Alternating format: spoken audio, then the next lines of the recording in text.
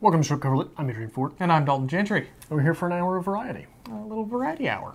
Number 12, is it at this point? Yes. I always try to remember the number, and I'm usually off by one, but I think this is 12. So a dozen variety hours. A dozen hours. A dozen hours. Half a day. Half a day of variety. We should do something special for 24, a full day with strip cover lit. Would be nice, but it wouldn't be quite true. True. Which has never stopped us in the past. Fair. You just make it look good. Yeah. Make it sound good. Adrian, Yeah. where have you been this week? What have you been doing? Nothing really. What about yourself? I've been in Las Vegas. All week. All week. I'm fucking exhausted. Yeah. We film usually on Fridays. Yeah. Unless I screw something up. Then we have to film another day. But we filmed on Friday. I went home and I slept. And we start at 4. Unless you screw something up. Unless I screw something up. I went home and I slept. I worked overtime Saturday. I worked overtime Sunday, my normal days off. Got on a flight Monday morning. Been gone all week in Las Vegas. Got home last night. Died. And came today. So that's been my week. That's where I've been. I read my books at work. I read my books on the plane. It's been fun. I would like you to notice that even when speaking about a week of vacation, Dalton finds a way to claim victimhood. I am the victim. I'm always the victim. It was so hard. Well, it wasn't hard. Everything was difficult. It was a great time. Glad I went. I love doing shit like that. Vegas is amazing. But you ever just, you go and have such a great time for so long, by the end of it, you're exhausted. Absolutely so. I've never had a great time. Never had a great time? Maybe you should have a great time once in your life. I'm not a fan. No? I have found out, and I think when you enjoy life, you start letting other people down. Okay. I'm okay with that. You're welcome. I did find out that, and I think I knew this about myself, but I don't like to fly. Really? I really don't. I like the idea of it, that, I can get on a plane and 3 hours later be on the other side of the United States. It's great. I don't like heights. And planes get pretty high up there. Yeah. So the first time I flew when I was a kid, I went to Italy for a couple weeks and had motion sickness. I learned the glories of Dramamine. So I always have to take Dramamine with me now because I have that fear that I still have that. Yeah. So I'm immediately nervous that I'm going to be sick this entire flight. I don't like taking off. I don't like getting up into the air. And then just occasionally and randomly while you're flying, the plane will just drop. Or it sounds like it just ran something over and the whole thing crunches and the light flickers. It's a terrifying experience. Have you flown before? Apparently I flew once previous to kindergarten. Okay. My aunt and uncle took me to Disney World or Disneyland, whatever's in Florida. I don't know which one that is. Okay. We went there for a couple days, and I had an inner ear infection. Not a fun experience. Right, so apparently I just cried the whole time because my ear was exploding. Okay. Yeah. We flew Spirit Airlines, if you know anything about that, is literally the cheapest airline you can possibly fly. They don't charge for anything, the seats don't recline, they smash as many people in possible, and send you out at weird times. So the flight is maybe $150 round trip, which is great. I'm about it. I'm not expecting to have a great time on the plane anyway, so I'll take the cheapest option. You took the always save plane. I took the always safe flight. I took the great value of flights. So much so to where I read somebody had posted a tweet that they got on a Spirit Airlines flight, and they do have some snarky comments because they really don't care. They know why you're there. But they said, to everyone who said they'd never fly Spirit again, we'd like to welcome you back to Spirit Airlines. It's a thing, man. It's a thing. Well, it makes me wonder, Spirit, what is it about Spirit? Because Spirit cigarettes are also not the greatest. American Spirits? American Spirits, yeah. I don't mind American Spirits. They're pretty bottom of the barrel. Really? Aren't they? I don't think so. Unless they're so bottom of the barrel that they've gotten popular with hipsters, because they're expensive. Well, what do you think, what's that beer? Blue Ribbon. Okay. What do you think Blue Ribbon beer is? Is Blue Ribbon, what is it? Pabst Blue Ribbon? Pabst Blue Ribbon, yeah. Okay. It is Bottom a of the lesser barrel. beer, and now it's popular because of hipsters. But you can't go get a pack of American Spirits, even in Missouri, where American Spirits are cheap, under $6 a pack. Well, you can't get any cigarettes under $6 a pack, can you? Yeah. Really? My packs of cigarettes are $3.50 a pack. What do you smoke? Pall Malls. Oh, well, that's scraping the bottom of the barrel. I used to smoke... That's not even the bottom of the barrel. I used to smoke Camels, and Camels were like $4.25. Used to be, though, right? Like, I don't I think think they're almost $5 now. Yeah. But, like, on the spectrum, American Spirits that's an expensive cigarette. Really? I thought those were bottom of the barrel bottom. Because there's no filter in those, isn't there? There's filter, yes, but they're all 100% additive-free tobacco Is that what it is? from the good earth. I think if you go back like a decade, that was bottom of the barrel. Possibly so. Possibly so. I think it might have been one of those things that was revived by the hipster movement. I used to have an uncle who would make the drive once a week to the Native American casinos in Kansas to buy their brand cigarettes, which he called floor sweepings, because they were the cheapest cigarette possible. Yeah. There you go. You gotta do what you gotta do, man. Yeah. Whatever. So how was Vegas? Wonderful. I drank enough White Russians to probably develop, I assume I have some disease at this point. I've ruined my blood system. It's called Putinism. My blood sugar is just out through the roof. Putinism, I like that.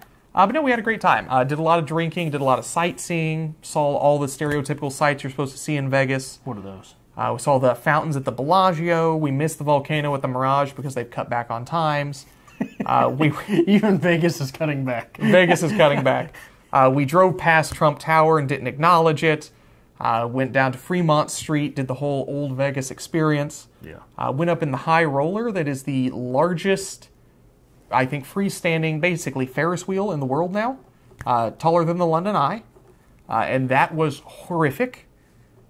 I would not suggest it if you don't like heights. Yeah. Yeah, it wasn't bad until you get like maybe not even a fourth of the way up and you realize if this malfunctions, I'm dead. Yeah. There's no good way about it. Even if you're at the top and it just freezes, you're dead. You're because dead. It's going to take 3 weeks to get up. Yeah, and I'm not crawling down from there. That's not happening. But it's 28 minutes for a full revolution.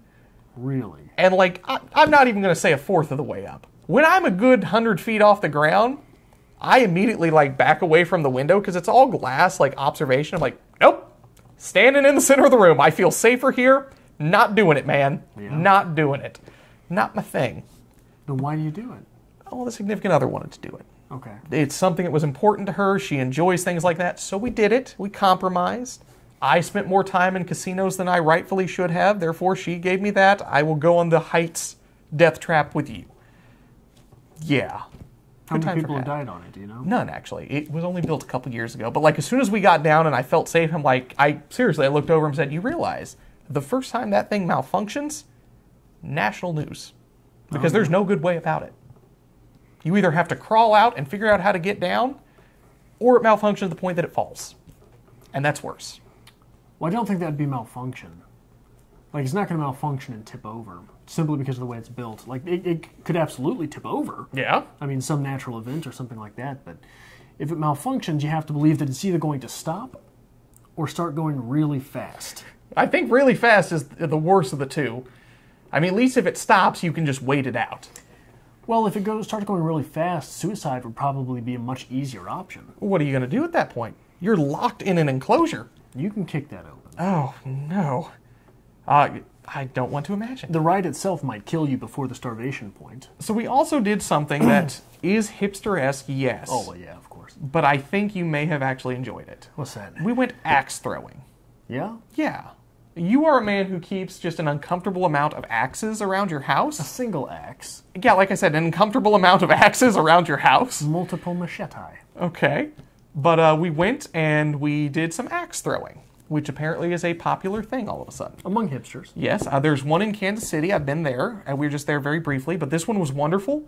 We paid for like an hour and like the full package, so you know you can throw axes, then they'll bring you knives, spears, whatever you want to throw.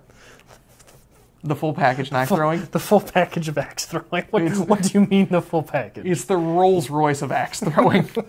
You get the most amount of time, and then they bring you specialized axes, like a 2-foot axe, different things to do. The lady was wonderful, taught us how to throw them. We ended up doing it for like an hour and 45 minutes because she came by. She's like, oh, you're having fun, so we're not busy. Keep going. But yeah, I think we should go axe throwing sometime. I think you might enjoy that. Maybe for Bantam. Do you know where it is in Kansas City? I do. It's down at the West Bottoms, I believe. Really? Yeah, it's new. It just popped up like within this year. Okay. And they're still coming into their own. This one in Vegas was phenomenal. All kinds of fun stuff to do. Realized I was incredibly sore the next day. Yeah. That it takes a little work to throw an axe. Throwing in general is, I was thinking about this recently. Okay. It is interesting especially today with all of the talk of gender roles and Yes. Men and women are the same, our bodies are very different. True. We've evolved to be very different in our bodies. One of the hallmarks of high testosterone is wide shoulders, Okay. and another is narrow hips. Okay. Do you know why this is a male-specific thing? Why? Well, not male-specific, but shows a higher level of testosterone. Males were hunters. Okay. Male humans evolved to throw things, evolved to use tools. Fair. What do wider shoulders do for you when throwing? Gives you more. Gives you more torque. Yeah, Yeah, you're absolutely. getting a lot more in there. And narrow hips allow you to spin your hips opposite your shoulders to where you were using your entire spine's torque to get speed and velocity on a rock or a spear or whatever it is that you're throwing. Okay. So just evolutionarily, it's interesting to look at the differences in bodies between men and women. Or even if you're not looking at the differences between men and women, you have to look at your body as an evolved thing, right? Which is, it is tempting to manipulate and interesting to observe. Everything about us has evolved. Yes. I'm short. I come from a line of short people. Did this offer some advantage? Was the advantage simply that a shorter person is not called on to do the dangerous work? Fair. You won't make a good warrior. You're 5'7". You're going to live a lot longer than other people, though. Yes. So it's interesting, but being compact, as a kid, I was always one of the faster ones. Okay. So is it possible that these smaller warriors did not draw attention on the battlefield and were zipping around the outsides, picking people off that way? Possible. You know. Very possible. It's also possible that the smaller person does not acquire as much food. Okay. So in evolutionary standards, it's easier to get to the point where you can produce that next generation. All right. It's interesting you brought up stature because we went and did this axe throwing. The woman who was in charge there was an English woman who had like dyed candy apple red hair and was very short statured. And the most terrifying person that I've ever met in my life has that thick Cockney accent and just like no bullshit. She's like, we're here to throw axes and hurt things, and we're going to teach you how to do that. But the entire time, like, you know, when you're learning the motions of doing this and having the difficulties, significant other's with me. She's 5'3", and she's like, we're going to get you down. We're going to do this. Her biggest problem is getting the oomph to make the axe stick. She's like, once you get this to stick, you're going to feel super empowered about yourself. You're going to feel great. You're going to feel 6 feet tall. And then she looks at me and she's like, you're going to learn this because it looks like you should. I'm like, all right, that's a fair statement. Because of the beard? The beard, I guess. I'm a taller person. So, yeah, it was a good time. Yeah. Had fun. Enjoyed it. It's also one of those things, springing off of your point there about her being a terrifying person. Mental maladies, like psychopaths, like sociopaths. Okay. These things are believed to persevere in our society today because they definitively offered evolutionary benefits. There's an inordinate amount of men that are psychopaths and sociopaths compared to women. Okay. Men, what it does, being a psychopath or sociopath, would promote selfish type behaviors, right? Okay. Selfish type behaviors prolong the life of the individual. Men can create offspring till the day they die. Fair. As long as everything's functioning, they can create offspring to the day they die. So being selfish, being semi-sociopathic, semi-psychopathic, would offer you the ability to not care about someone else. Now, obviously, this can be overridden, but to an extent, this exists in people who are hardcore psychopaths, hardcore sociopaths, have very little say in these things, right? Okay. The ability to last longer and make selfish choices behooves your genes from an evolutionary standpoint. It also allows you to do mean, awful, wicked, and nasty things on a field of battle. Fair. The field of battle did not used to be as removed as it is. And you even see this a lot through snipers. Okay. Apparently snipers have a lot more post-traumatic stress issues than people of similar kill rates. But more hands-on combat. Not hands-on combat, but you're looking down the barrel of a gun. Yeah, closer proximity. Closer proximity, but you're not as intimately connected with the person you might be killing. Okay. Because I can see you, but when you've got a sniper scope, you're watching the person. Stalking. And you pick the moment to make their head explode. True. So that, with I would contend that the rate of psychopaths and sociopaths in today's society has to be lower than it used to be. Maybe it's not. Like, I'm not basing that on anything except for the fact that society functions. But if you are a psychopath, a sociopath, someone who would not be bothered by inflicting pain, that would behoove you on a battlefield, wouldn't it? Very true. In a very mean-spirited world, that would behoove you in day-to-day life. Very true. You mentioned a little bit like the dynamics of war, and war is an interesting thing to kind of loop back to what you were saying here. It is very different now than it was hundreds of years ago, absolutely. It's very much more removed. It seems like, I'm not saying there is purpose towards war, but there are underlying factors what you're moving for. You're not just conquering land. Right. And way back when, it takes a different kind of man to say, all right, here's what we're going to do today, gentlemen. We're going to line up in a line, and y'all going to run at each other with a bunch of pointy sticks. And we're going to keep doing that until somebody's dead. Hopefully we're going to kill more of them. Yeah, we're going to kill more of them, then they're going to kill more of us, and that's how we're going to determine the winner here. That takes some kind of mental capacity that I don't have.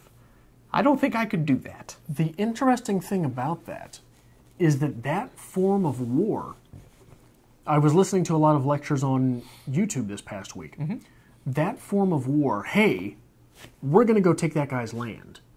They don't think that really happened until the Egyptian and Greek and Roman empires. Okay. But before that, there were still wars between cultures. But what would happen is, it would be someone got their feelings hurt, some society got their feelings hurt, I'm going to go kill a bunch of them. And they would kill a bunch of them and have a war and then go back to their land. Interesting. Yeah. So the whole idea of conquest, they think didn't happen while there were city-states. Okay. They think that it was really an empire-type deal, which makes sense by the definition of empire, but the lecture I was listening to really sort of looked at Egypt and said that Egypt was huge. Okay. And even they didn't really take other people's land for a really long time. They just sort of evolved into, so Lower Egypt is up north, and Upper Egypt is down south because of the way the river flows. The Nile flows. And that was just sort of what they did. They were so Egypt-centric that they didn't even say, I want to rule the world. Okay. They thought they were the world. And, I guess if you wanted to look at like a civilization-based point, like how things evolved in that society, Egypt was a very advanced society and a very successful society. Maybe that grew from the fact that they were Egypt-centric. They were revolving around themselves instead of trying to expand outward and just acquire more. Right. Well, part of it, they think, is that while and whereas they were very Egypt-centric, that gave them a lot of time for trade. Okay. So a lot of people brought their stuff to Egypt, and Egypt sent their stuff out with a lot of people. Okay. But if you are taking the time to trade with other communities, as opposed... So I've often thought of this with the downfall of civilization. And this was even on the Joe Rogan podcast. They talked about this. So imagine everything stops today. Okay. 2 generations from now, they're still going to be people. Fair. They're going to be looting apartments and things. They break in here, they're not going to know how to use my computer. Right? Point. I barely know how to use my computer. But if you are conquering a civilization, you don't have anyone around to teach you how to use their grain mills, which might operate a little bit differently than yours. You're not going to have anybody around to teach you how to read their books in their language because you burned them, right? Okay. So if you're acquiring it all by trade as opposed to by force, You have the opportunity to learn. you have the opportunity to learn it and embed it in your community versus just, this book didn't burn, let's see what's in here. Fair. These tablets didn't break, let's see what's written on them. The whole apocalyptic idea, what was it? A solar flare event. Was it the Carrington event? I believe so. Late 1800s? Yeah. Where there was this massive magnetic or solar storm, something about which basically just shut down all technology. Fried at the time. everything. Fried everything.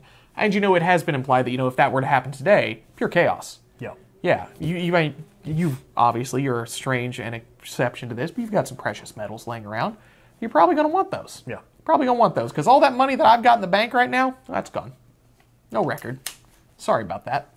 Yeah, I don't know. I don't know if those things... Surely those things are backed up. I would hope so. I would hope so. Your personal computer, fried. Fried. All automobiles, things like that, are all electronic at this point. Yeah. So you're not going anywhere. You're now stuck where you are. Interesting and scary thoughts, for sure. The cassette player in my truck might still work. They probably still would. I've got a record player at home, like if I just spin it just right, I could still listen to John Denver. But no, it's very interesting. And we take things for granted so much. I work 30 miles away from where I live. If there were a Carrington event while I'm at work, 30 miles is a long walk. Yeah. Long walk to get back to home. You're setting up a camp. Yeah. Yeah.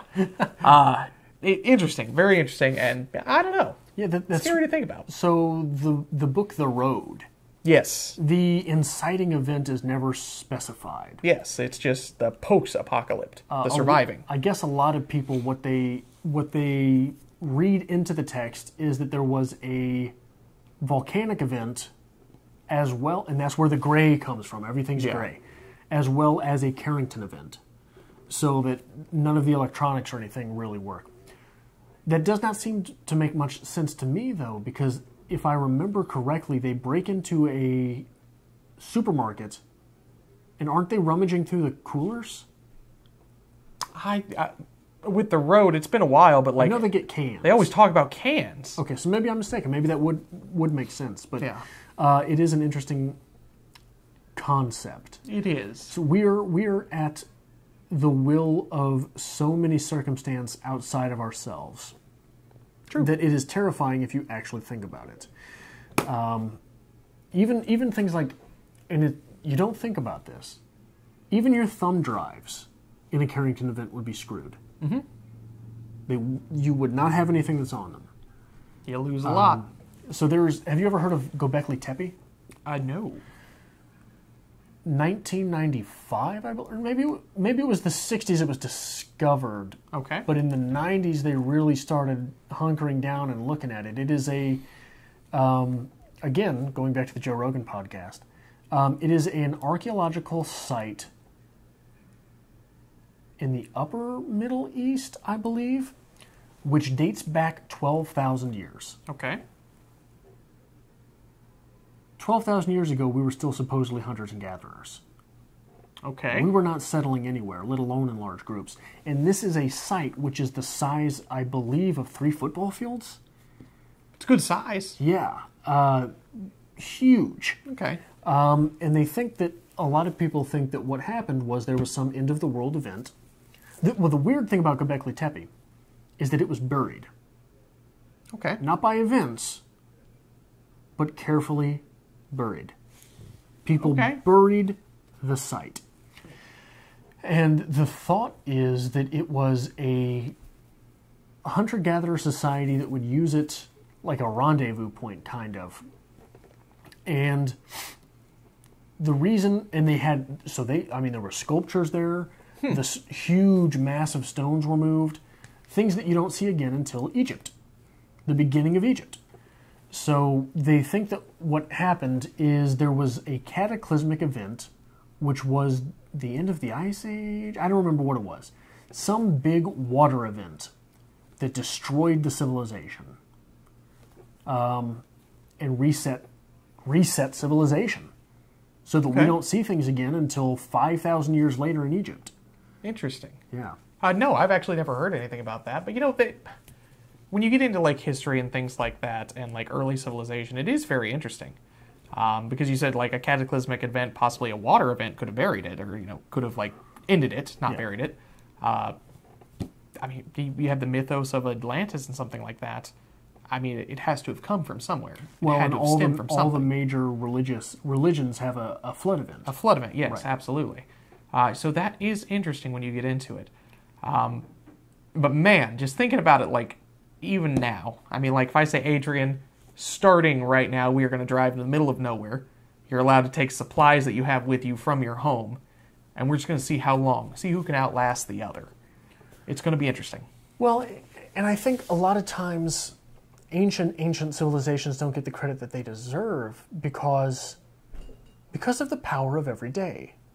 People didn't live very long lives, but they had to be doing something every minute of that day that they were awake. Oh, yeah. Because they had the same brains that we have. True. I can't sit still for 5 minutes. If you do go just like at the baseline here, just like go camping, do something like that, you quickly realize you're going to use a lot of your time and a lot of your day. You're going to need firewood if you want to have a fire tonight. And if you're thirsty, you're going to need to go get water, and you're going to want that water before it gets too dark. Yeah. Because without the fire and without the water, you ain't going to find it again. So it's enjoyable. It's a fun experience. I do enjoy doing it. But you quickly find out that you wear yourself out pretty quick, too. Sure, you do, but there's going to be days. In Egypt, how many fires do you think they were building? Not too many, probably. A lot of water, not too many fires, probably. True. Except for cooking. Gotta cook. So you're going to be doing that. But they were a very large farming society. Okay. You think they cooked the vegetables? I doubt it. Okay. Because you cook the water out. You're living in a desert. You Fair, don't want to cook the water out. Let me tell you, deserts, that's awful. That is back to absolutely Vegas. awful. I'm going to go back to Vegas here. I'm going to loop it all around one more time here. Because when you are still out at 4 o'clock in the morning and it is 98 degrees outside, yeah, you're good. This is another way that you on vacation, but the victim. Absolutely so. I came back to Missouri. I'm like, weather. What's that stuff in the sky? Is that rain? Rain. Rain.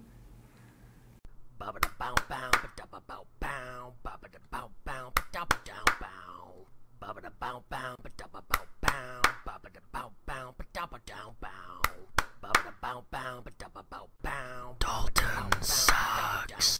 But anyway, it's little things like that. You really take it for granted.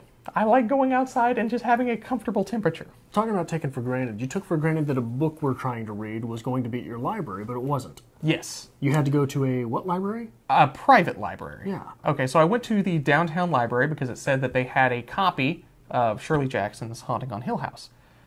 Couldn't find it. Non-existent. And I've worked in bookstores and I've frequented libraries enough, I'm pretty sure I know where they are. So finally I break down, I'm like, hey, I can't find this book. Maybe it's on a shelf somewhere, recommended reads. Could you maybe look? She goes right where we're looking. She can't find it. She gets the lady who's in charge, who knows who Shirley Jackson is, which is a good sign. Looks at the spot, and there's nothing there. She's like, well, we really should get more Shirley Jackson, shouldn't we? I'm like, that would be great. Nobody's read this book in 3 years in St. Joe, so not there. Had to go to a private library. They had a copy from 1959. It's a pretty copy. It is a pretty copy. I think it's from 59, or it was published in 59. Anyway, it's old as hell, and I'm always afraid I'm going to break something like this. 65, 7th printing. Yeah, so that was right out of the gate for that book. Yeah. Originally published in 59. Yes.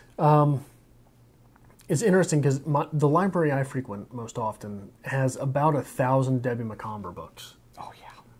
Yep. 3 Ernest Hemingways. Yep. I'm from Cameron, Missouri, where they have their own Harley Quinn romance section. Cameron, Missouri. Missouri, where we have our own Harley Quinn romance section. But we might have one Hemingway book. Yeah. Maybe one. So yeah, I understand completely. Get it. You said private library. What does that mean? This is the first time I've ever experienced something like this, and I'm not quite sure if I still grasp it, because it is nonprofit. I signed up for a card and it was free. I assume they would accrue library fees, things like that, to pay for things. I don't know. But my assumption is someone had a lot of money, and he said, I want to open a library. So they did.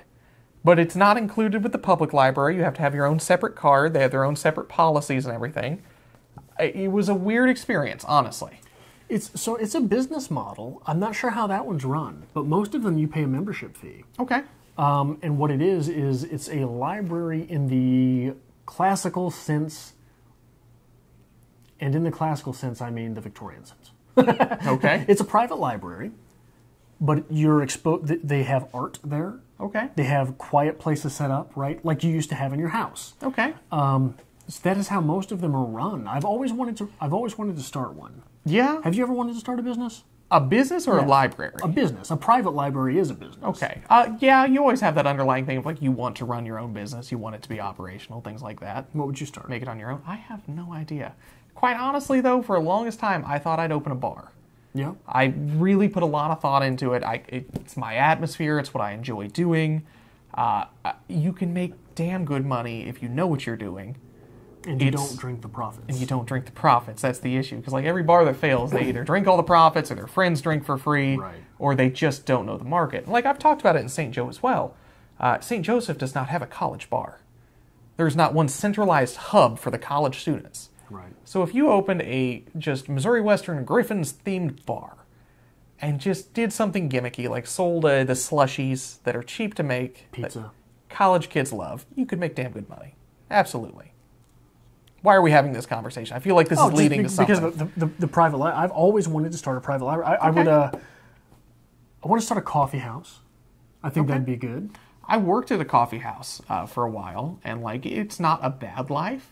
Yeah. I think it would be a lot better if your coffee house had business, but the one that I worked at had no idea what it was doing in a very small town. I think I was still in high school, to be honest. Talking 2006-ish? Yeah, 2005, 2006. Yeah, so much different world. Very fair. Starbucks on every corner now. Everybody knows what coffee is. Everybody loves coffee. Everybody's got to have coffee. If you can set up some counterculture to Starbucks, I think you could be very successful. Okay. I want a whiskey distillery. Okay. I've always, the idea of having a winery, so same thing there. And a private library. Okay. Here's my issue with a private library. I don't see that as a successful business model. There's got to be something I'm missing here, and I'm sure there's a lot of grant money and things like that go into private libraries. I just don't know if this is the right area. Wineries in Missouri, though, extremely successful. Yeah, very good spot. You're making sweet wines. You're making crap. I like me a sweet wine every now and then. You can make a dry wine as well. I don't know. I think you could be successful with it. Okay. I really do, because I think there's a lot of weird people like me. Fair. That if it was $10 a month to join a private library, and you've got some place where you can go and look at art, read the books, you've got internet access, you've got a quiet room. You'd be about it. I'd be about it. I absolutely would be. Are you familiar with the little free libraries? Have you Yes. seen those? I've always wanted to have one of those, but I know the area that I live, it will either get robbed every night and I won't have any books, or destroyed as soon as I put it up. But I've always wanted a little free library, just, I could put some good books in there that I have extra copies of, see what shows up. It'd be fun. But do you alphabetize your books at home? No. I know the answer. Neither do I. And I've been harped on for the last, I'd say month now. Because every time I need a book, and I know I own it, but I have to find it. And I spend the next 30 minutes going room from room trying to find this fucking book that I need. Yeah. I don't want to alphabetize things ever again. I want to set mine up by the Dewey Decimal System. Yeah. I really do. I've been highly considering sitting down and just making stacks of letters and just getting the starting alphabetizing. But when I worked at the bookstore, man, you alphabetize books for 8 hours a day. Yeah. You go home and you have nightmares about alphabetizing books. You dream about putting books on shelves. And then you wake up the next day tired because you didn't sleep well and you have to go put books on shelves. Yeah. So no, I'm good at that point. My library, I'm over that at that point. Mm-mm. I think a private library could be successful, though. Okay. I mean, there's all sorts of weird people. Now, there are some things that are opening up now, and I'm a relative fan. It's a bar that sells books, a bar and a bookstore. Go in, you can have a cocktail, you're encouraged to sit and read, and you can get some books at pretty discount price because they're all secondhand books. So I guess I can see the appeal of the private library. Yeah. I guess there's a little bit of a perk there, but I don't know, man. I don't think this is the right area for that. I think you're underestimating. Yeah. I think there's a lot of people. There's writers everywhere. Okay. So there's intelligentsia everywhere. What has stopped Adrian from starting a private library? I don't know a damn thing about it. Okay. Right? Like, I don't know a damn thing about running a business. I don't know anything about the record keeping, things like that. It would be a massive investment at the beginning. I doubt you're getting that business loan because Fair. Every desk jockey in the city is going to have the same opinion you do. Okay. You're not getting money for this? Yeah. And that's, one of the reasons, again, starting a bar, I do think it could be very successful. I do think you could do it well. Keep it clean, hire the right people. It's just taking that initial leap, and I think that's the biggest fear for a lot of people who are starting businesses and starting to do investing projects. You got to put a lot of your own money and a lot of your time and a lot of your faith that this is going to work out. Otherwise, it ain't good for you. Have you done any research about how much money it starts to cost? When I was in college, my family owned a couple of bars in St. Joe. That's where I started bartending. And I have a rough estimate, but it's really, that's not the initial problem. It's attracting the right clientele to your bar. Yeah. Because, that is the downfall of getting large amounts of people together and drinking heavily. You're going to have issues. You're always going to have issues. Yeah. And those issues, especially in a small city like St. Joseph, they're going to get, a reputation. No one's going to come here no matter what you do. So there were a lot of off-putting things. You put books in that bar, you're not going to get the wrong people. You're not going to get the wrong people at the book bar. And wholeheartedly, when you're in that book bar that I keep talking about, if you get a little loud, they're like, hey, shut the hell up. I'm reading. Books. Which is nice. But starting a college bar, it would be rowdy. It would be. Financially, it would be doable. Honestly, it's really not that bad. Yeah. It's just getting that big enough space and getting enough, product to start up. It's just your upkeep, right licenses and upkeep after that. Because a liquor license is not a difficult thing to get. For a long time, I had my server's license. Right, but I think it's more difficult and more expensive for the establishment, isn't it? I would imagine so. And that was one of the biggest things that's always off-put me about winemaking, is you can do hobby winemaking at home, but once you start to profit on that, and I always feel like I'm the person, once I start making something good, I'm going to want to sell it. You have to have a special license for that. That does cost a lot of money. It takes a lot of time. And you have to meet certain codes. You can't just be making this in your kitchen at home. Right. So, I don't know. Regulations suck. Yeah. I do think making wine would be fun, though. We should look into it. Regulations suck. This week on Strip Cover Lit. Yeah. Making your own wine. Yeah. We do a home show. We could. Very Martha Stewart-esque. Winemaking. We could do a vlog from the bar. That's not a bad idea. Yeah. We could set up a set in the bar. Okay. Strip Cover Bar. Ooh. Strip Cover Lit, Strip Cover Bar. Look at you go. What we should consider doing one of these days is a live stream. I keep talking about this, but I think we have to do it one of these days. Well, we can't do it from here. There's no internet here. This is seriously, a void on the United States. It's the only place that still doesn't have internet. Yeah. But I do think a live stream would be a lot of fun, especially if you could have the capability to. I know you can do it from your phone. I know there are options, but take it with you. Yeah. Go out and do something. Not that we ever go out and do anything together. No. Not that we ever go out and do anything, period. You go to Vegas, but... I usually do something every week. I usually have something set aside that, this is what I'm doing. Take the other half out and we go experience and do something. That's a good thing. Had I not been here today, there was a barbecue palooza at one of the wineries right outside of Cameron. There was a movies in the park type thing. I have plans for every single day. It just depends on what happens during the day if I get there. My little sister asked me to come over, but then I'd have to see my niece. Yeah. Yeah. Still fighting that battle, are you? Trying to. Okay. Trying to survive. Okay.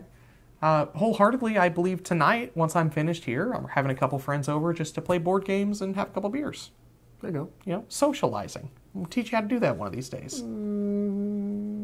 It's not that bad. Productivity takes a bit of a hit, but your sanity goes up.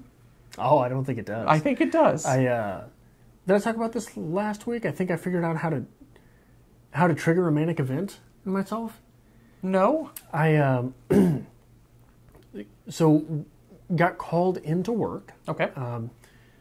but I was at the point in the day where I was super caffed up and had not yet eaten anything. Okay.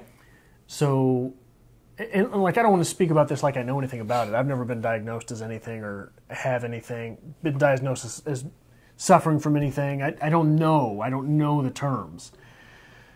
But if this isn't what manic feels like, I don't know what it is. I super caffed up, empty stomach, and triggered all of my anxieties from having to be around people because I was called in before the night shift. Okay. So a lot more people there. Fair. And it felt like all those other times that I'm super out there. And I wanted to set myself on fire. Okay. And I wrote like 4 poems and memorized them because I didn't have the time to write them down at work. Okay. So I wrote them while I was doing other things, memorized them, wrote them down later. So yeah. And it's, so do you know, yeah, this is getting weird and out there, but do you know when they if you are institutionalized, Okay. do you know when they put you on suicide watch? When is that? When everything's going great. Okay. Because that means you've made the decision. It also means you have the energy to do it. Okay. Now, I was running around wanting to set myself on fire, but by God, I had the energy to do anything. And you know from working overnights, that is rare is the occasion. It is. Because you're never really awake. All right. And you never actually sleep when you work overnights, right? This is true. So, and I've been there before. Like, I've been there a million times in life. But I'd never been the one to trigger it. It's always been something that just, one day you're in that place. Yeah. You know? In the zone. Yeah. Okay. I've spent the entire week sleeping like a normal person, which, let me tell you, is life-changing. Like, you get up in the morning and have breakfast, and, like, you know, actually you're along for the ride throughout the day, not just watching from afar at night. It's a thing, man. It really is a thing. I'm looking at getting a new job, hopefully anytime soon. I think I might go back to days. Yeah. Honestly, I think I've lived the You got overnight a little life. taste of that. I've that done it. Sweet morning living. I've done it for 6 years now, and I'm over it. Yeah. I am.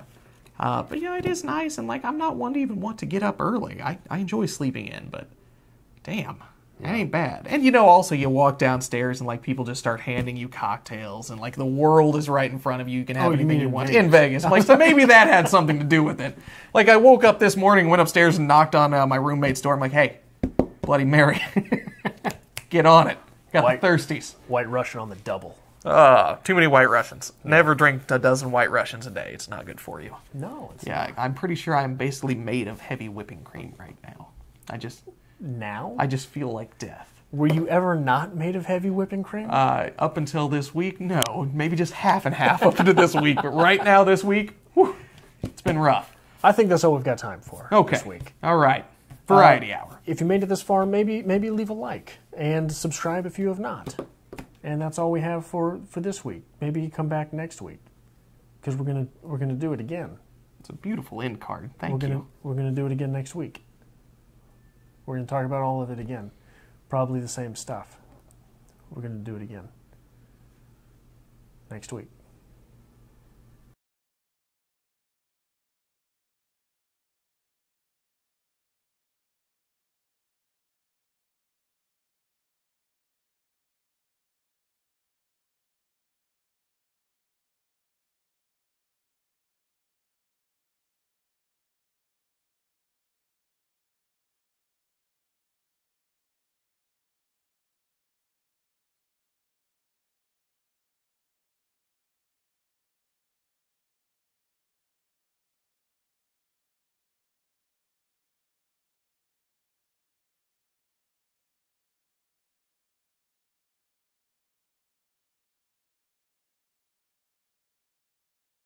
Okay. I was really hoping you'd just continue that for 10 minutes.